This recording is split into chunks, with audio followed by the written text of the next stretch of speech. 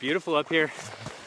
Can't beat this for a classroom. This class is a ski mountaineering course, and so students are basically challenged to do a few things. One is to ski in the mountains in general where there aren't any trails. Feels pretty much the same. Seems like there's another density change right in there too. And so they've got to spend some time understanding what terrain is safe and what terrain isn't safe. And then carrying all of their stuff on their back with climbing skins on their skis, ascend up into the mountains. We travel in with gear to stay for the night and gear to practice mountaineering skills and backcountry travel skills. It took about 5 hours or so for us to get here. We traveled about 3 miles. The gravity is greater than the friction. And so kind of throughout the day we stop along the way, we talk about avalanche education. We're just looking for like failures of the snow, and we put weight on it. So we set up a base camp and we'll be here for 2 days. The goal is to get a flat sleeping surface so we don't like roll off a cliff. Right now we're in an area that's near Big Cottonwood Canyon in Salt Lake City, Utah, above a lake called Dog Lake. This will be the start of the table. We came here and we set up camp.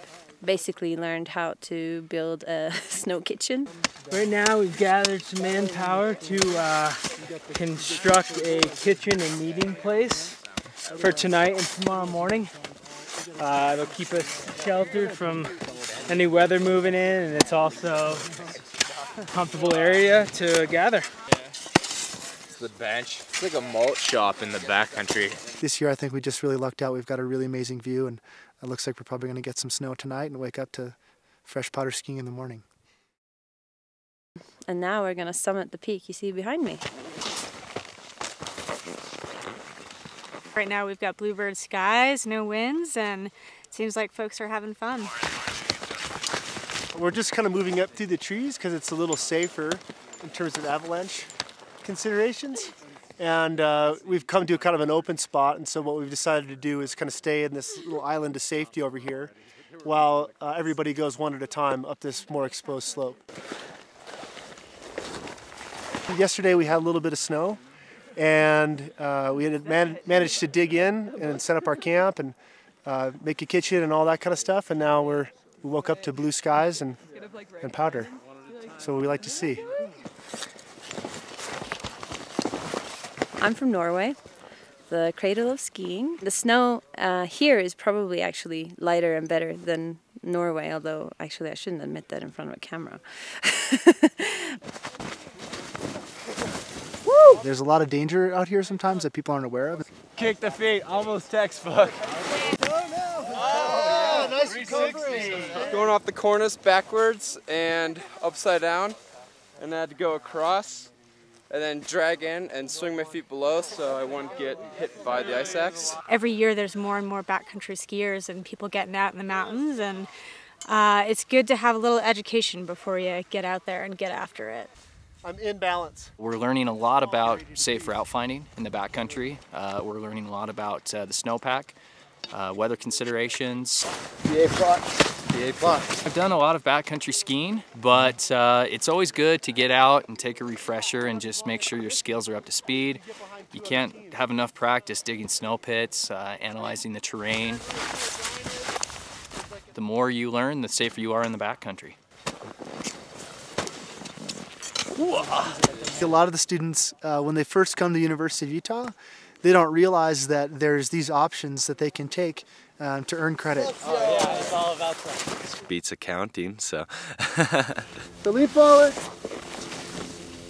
I love to do this kind of stuff anyway, so getting credit for it is pretty good. Some of the students are parks, recreation, and tourism majors. Others are just business majors, chemistry majors. There's a biology major on this course.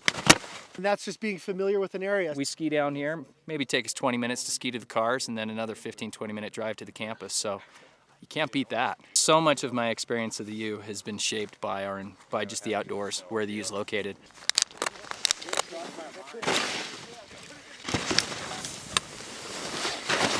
One of the things that we certainly want students to take away from courses like this is a respect for the natural environment and just a respect for what it takes to safely travel back here. Probably one of the biggest constraints to people enjoying the backcountry in the winter is understanding what they can do and what they can't do. And so for students to come out on a course like this, they just learn a lot, I think, in 2 days. Some of the goals of the course, aside from safety, are to help kind of develop this idea of conservation in the students' minds. So we believe that, through the Natural Resource Learning Program, that we can take students out 13, 14, 15, 16, 500 into the natural environment and teach them some skills to enjoy the area. And as a result of that, they'll go home with this understanding of the places that are important to save and conserve for future generations. There's no better place to learn more about the outdoors than the University of Utah.